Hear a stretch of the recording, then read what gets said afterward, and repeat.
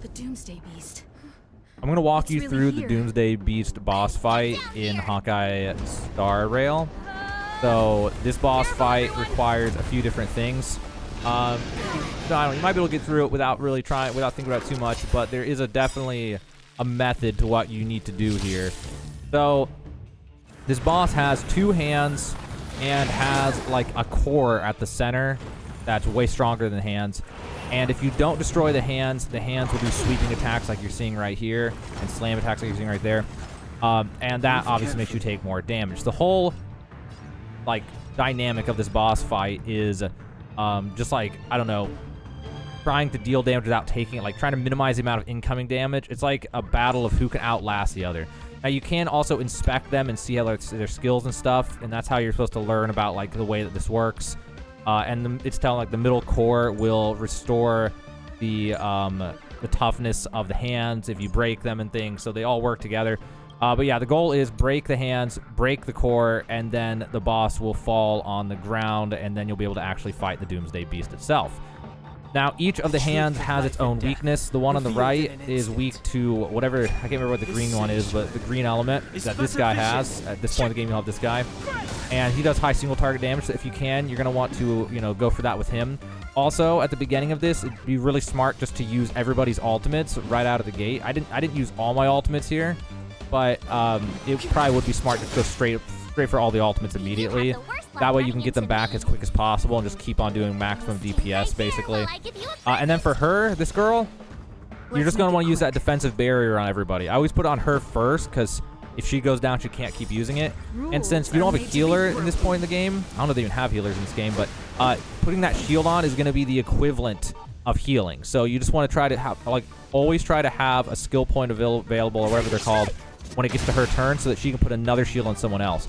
I usually shield her, and then the guy with the green element, I don't know his name, because he's really squishy. And then after that, you probably want to, use it on the one girl who, the fire elemental. But yeah, so to have her just keep using defense, and again, just unload everybody's ultimates like this.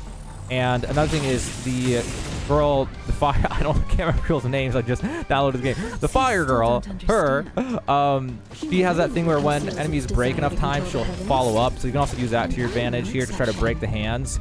And the hands will get their toughness restored by the core in the middle anyway.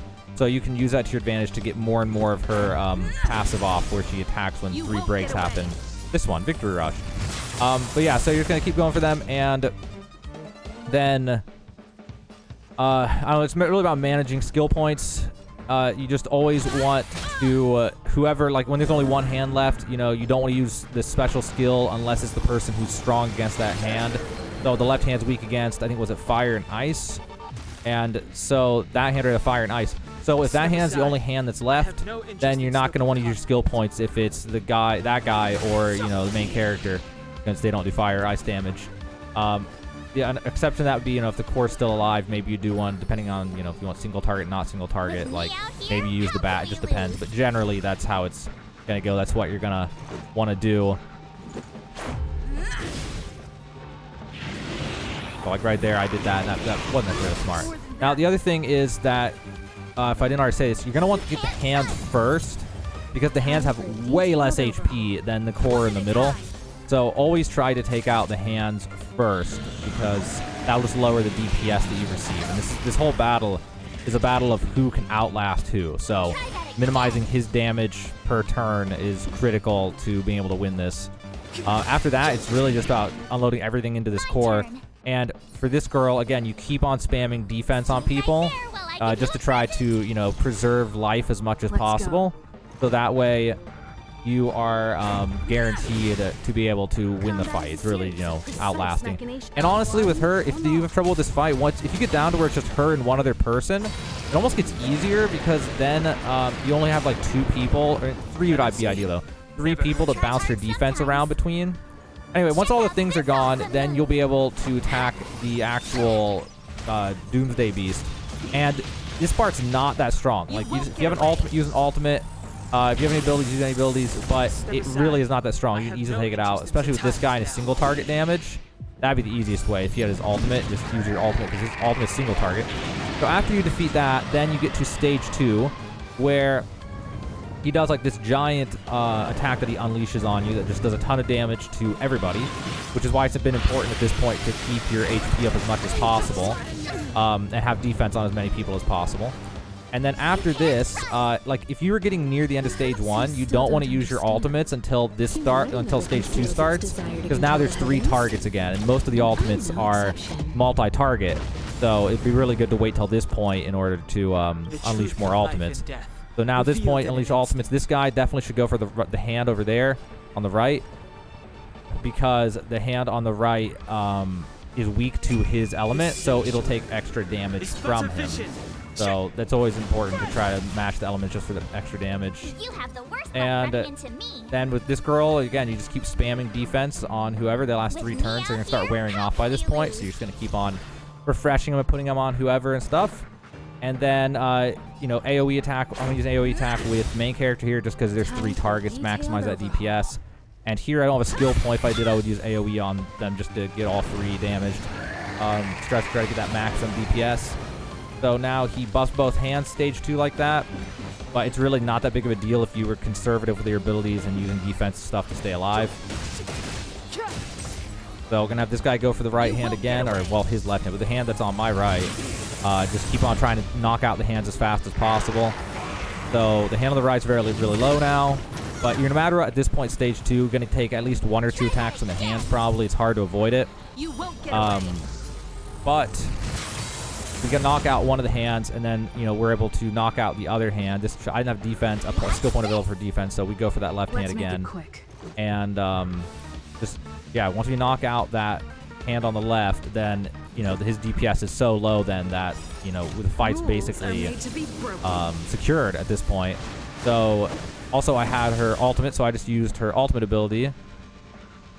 And then I went for the hit both of them just to knock out the hand right now. Let's go. Because the core was going to attack next turn, and I wasn't really sure. So then after just going for single target attacks, and now it's really just a matter of time. You just at this point, if you make it this point and you're this, you know, good to go, then yeah, you just keep on going for single target attacks and building everybody up, get all your skill points up, and then if you know, honestly though, if you're attacking with the person who's the fire elemental, you may just want to use the blast just for that bonus damage, get through this part faster. Honestly, I probably should have done that, but it didn't really matter. I was just being, you know, secure because I didn't know if there was a stage 3 or not when I did it.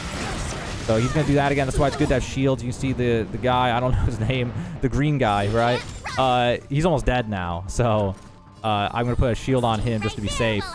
But that's why it's really important to have those shields, because if I hadn't been using shields throughout the battle, he would have actually just gone down probably. So we're going to keep on working on the core. He's going to finish it right here, I think. Yeah, finishes it. And then the Doomsday Beast can fall down again. And here's where I'm just going to hit him with the single target ultimate from this guy. And I don't know if this will one-shot him or not, but it'll do a lot. So we'll see here. Yeah, just one-shot him.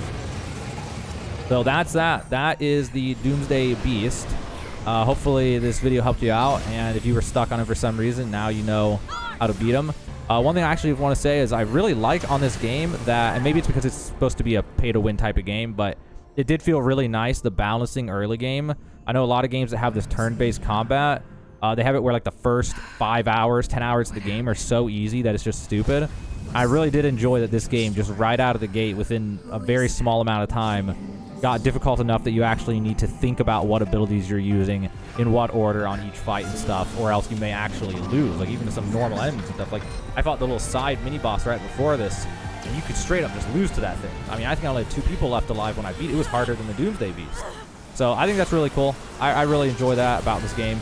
But either way, guys, this was my guide for the Doomsday Beast.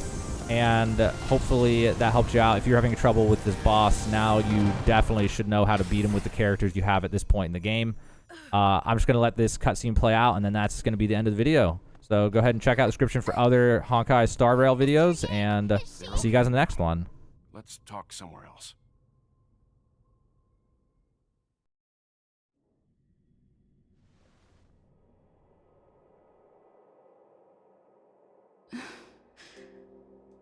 Is this the space station?